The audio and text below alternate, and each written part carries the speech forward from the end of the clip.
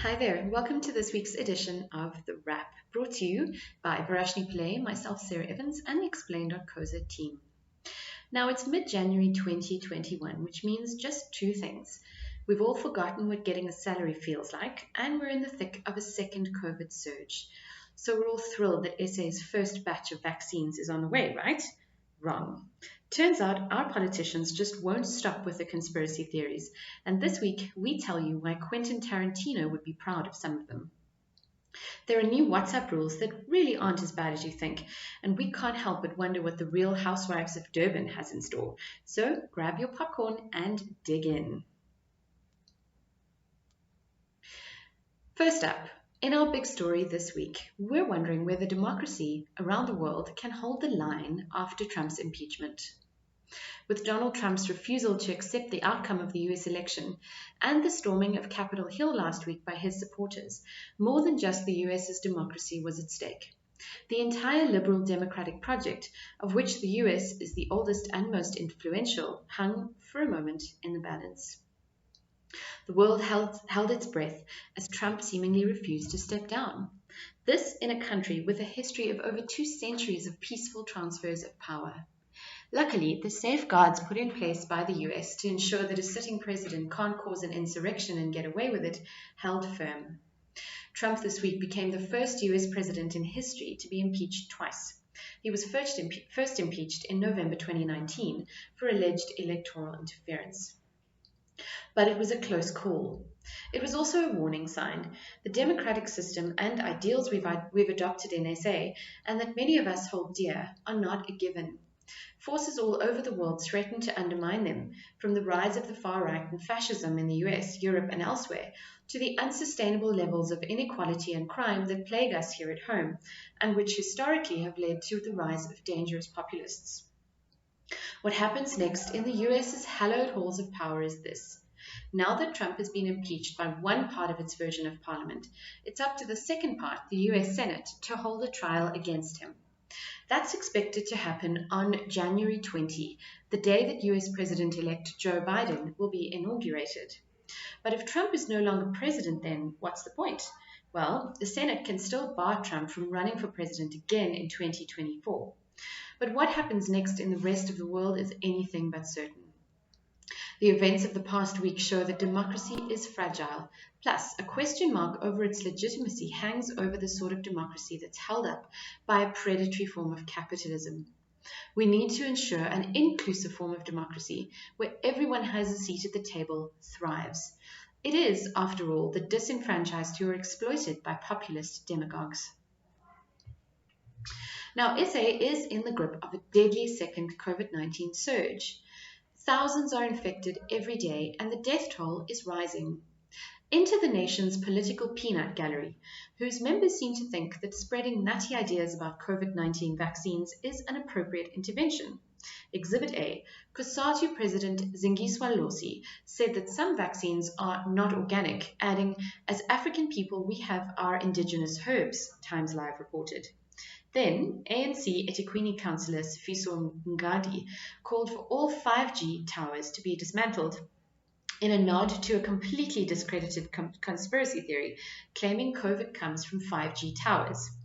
Meanwhile, ANC Gauteng Secretary Jacob Kawe said any vaccine not developed in Africa should be rejected, EWN reported. It doesn't end there. ACDP leader Kenneth Meshwe first said COVID tests from China were contaminated and then called for the unbanning of ivermectin, the drug that should not be used for COVID treatment, as we explain in this week's edition.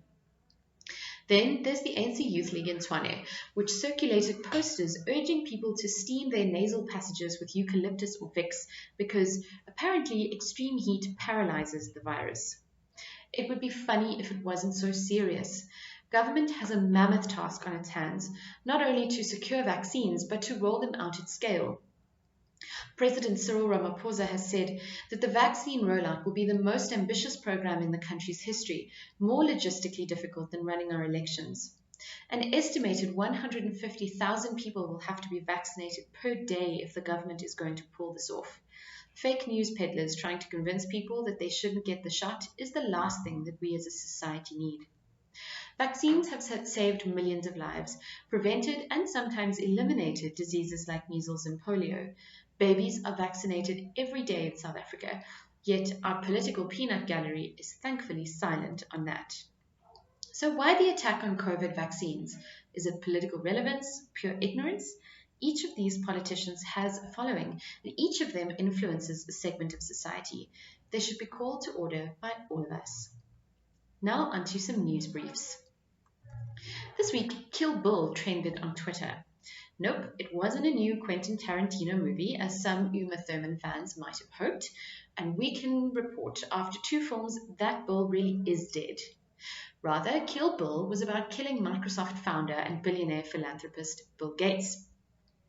Apparently, Gates and his merry band of thieves over at the World Health Organization are trying to implant microchips in vaccines. Tarantino would be proud. Actually, the New York Times reported, Gates and his foundation have poured billions of dollars into legitimate non-microchipped vaccine development and distribution around the world. He isn't profiting from vaccines in any way. There is some criticism over Gates' approach in terms of upholding the status quo, which is that for-profit corporations are the main suppliers of vaccines. But with his access to the right networks, pharmaceutical honchos and governments, he has helped mobilize help for millions. Kill Bill? Well, let's get vaccinated instead, please. Now, this may sound bananas, but it turns out that humans aren't the only ones getting COVID-19. 2 gorillas at the San Diego Zoo caught the virus, the New York Times reported. And no, we don't mean the virtual band that has had us dancing to Feel Good Inc. all of 2010. The animals apparently caught the virus from asymptomatic staffers, a reminder that the virus is often spread by people who don't know that they have it. But before you cut off contact with all the animals in your life, which would be awful for the pet lovers among us, the US Centers for Disease Control says that the risk of animals transmitting the virus to humans remains low and more studies are needed. In the meantime, infected people are urged to keep their distance from animals, so if you can't get puppy cuddles when you're sick. Another reason this virus just sucks. Now, the verdict is out on ivermectin, and the science is unanimous. Despite what you've heard about the drug, it is not a miracle cure for COVID-19. The anti-parasitic drug for animals has been touted on social media as an effective treatment for COVID. Some politicians have lobbied for its use too. Last week, a man was arrested for trying to smuggle the drug into SA. But the South African Health Products Regulatory Authority, which is the body that approves of medicines in SA according to strict scientific rules, has not approved it for human use. It's mostly for animals and only rarely allowed to be prescribed to patients with scabies or head lice. And as News 24 reported, the Ministerial Advisory Committee on COVID has also advised against using it for the virus. Let's stick to the science, folks. Now, you know things are bad when even YouTube thinks your videos are insane. YouTube, where you can watch anything from monkeys with British accents to cats bullying each other into boxes, has temporarily banned Donald Trump. Forbes reported this week that YouTube took down a video posted on Trump's channel for violating its policies about inciting violence and has banned him from posting any more content for a week. It's not clear what the offending video entailed, but it appears to have been a clip from a recent rally. This follows bans by both Twitter and Facebook after the social media giants drew enormous criticism for not acting sooner. Trump used his accounts to praise rioters who stormed the US Capitol last week and spewed lies about the US election. Facebook's timing particularly is rather opportunistic. The platform tiptoed around Trump and his followers, who spent enormous amounts of advertising on the platform. Mark Zuckerberg famously said that the social media giant should not be the final arbiter of free speech. Now that Trump is out and the platforms are accused of having blood on their hands, they have finally acted. Now on to some sporting news. South African golfing legend Gary Player is under fire for accepting the Presidential Medal of Freedom from Donald Trump, a day after the president's supporters stormed US Capitol last week. And many people, including Player's son Mark, urged him not to accept the award, according to Sport24. The debacle has also revived criticism of the 85-year-old golfer. He was close to the apartheid regime, and he defended it on several occasions. and his 1966 book, Grand Slam Golf, he wrote, "I must say now and clearly that I am the South Africa of Hendrik Verwoerd and apartheid," before going on to praise how civilized white South Africans were among, quote, alien barbarians, i.e., Africans who practice ritual murder and polygamy. Yeesh. He later condemned apartheid, saying the regime had pulled the wool over his eyes. But with a history like that, he's got a lot more to do to make amends. Getting awards from Trump ain't it. So what's really going on with WhatsApp, you might be wondering? Well, the 4 January announcement by WhatsApp that it would be sharing user data with Facebook was alarming, but we can all calm down to a mild panic. WhatsApp isn't changing significantly. Ever since Facebook bought the messaging app in 2014, there's been some level of data sharing between the two, but not the content of your messages, which are kept private. Other info, however, like how you interact with the app and your contacts, is shared. So last week, WhatsApp simply forced us to agree to what it is already doing or to leave the app. But there are changes for WhatsApp business account users, Facebook later clarified.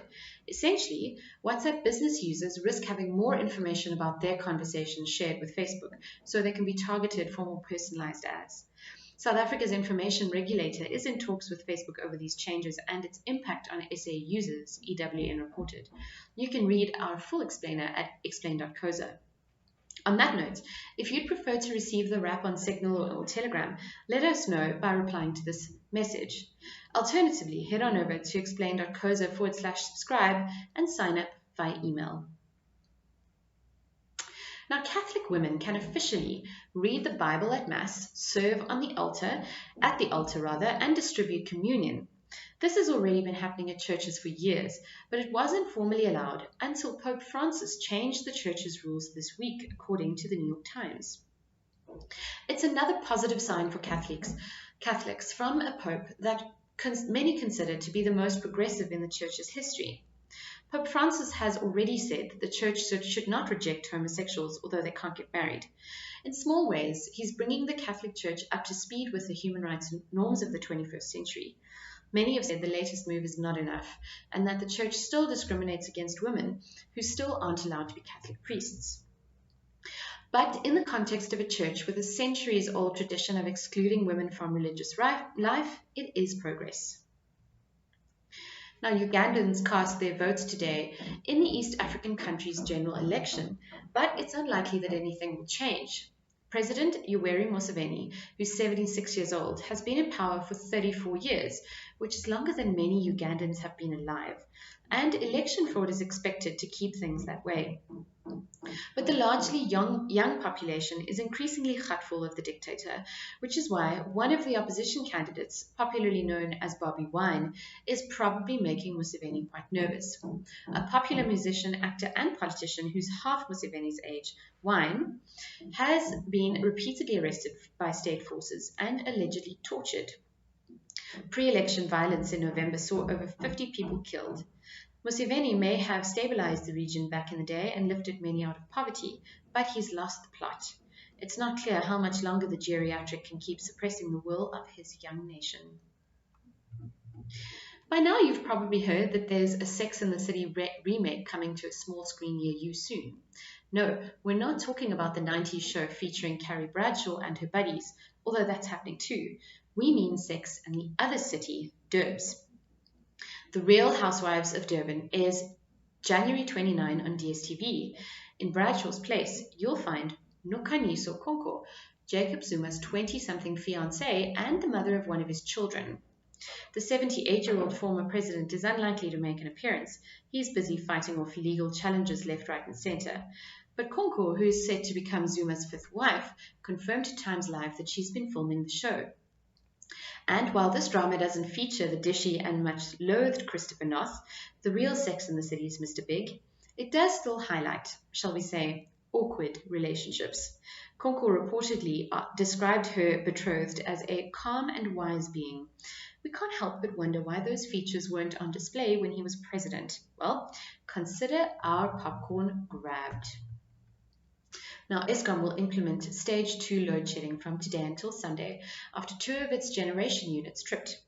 The power utility said its systems are vulnerable and warned it may have to extend the power cuts if needed. But on another note, the renewable energy industry is booming thanks to an uptick in SA businesses turning to renewables like solar power, according to Business Live.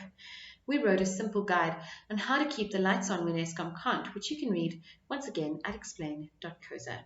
Now that's it from us at The Wrap, a product of explain.coza, simple news summaries for busy people. And you can share the love by telling your friends to sign up for our updates at explain.coza/subscribe. Till next time, goodbye from the team.